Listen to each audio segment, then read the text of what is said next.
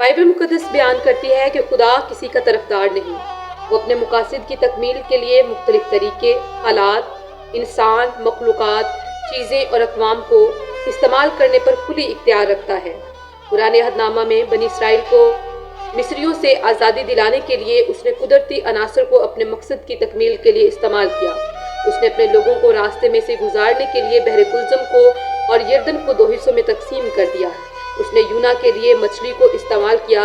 इसी तरह उसने गैर इक़वाम के बादशाहों को अपने खिदमत गुजार करार दिया। नबूकदनेस्सर बादशाह जो कि गैर इक़वाम का बादशाह था, उसे खुदा ने अपना खिदमत गुजार करार दिया। इसी तरह खोरस बादशाह को खुदा अपना ममसू करार देता है। वो जिसको चाहे अपने मकसद की तकमील के लिए इस्तेमाल करने के लिए कादिर है।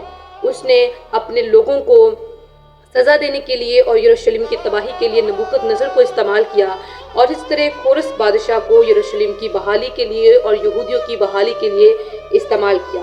वो हमारी ज़िंदगियों में भी अपने मकासद की तकमील के लिए मुख्तलिफ अवकात में खुशगवार और नाखुशगवार हालात को इस्तेमाल करता है, और हम किसी तौर पर भी उसका इनकार नहीं कर सकते। लेकिन कलाम बयान करता है कि सब चीज़ें मिलकर खुदा से मोहब्बत रखने वालों के लिए भलाई पैदा करती हैं।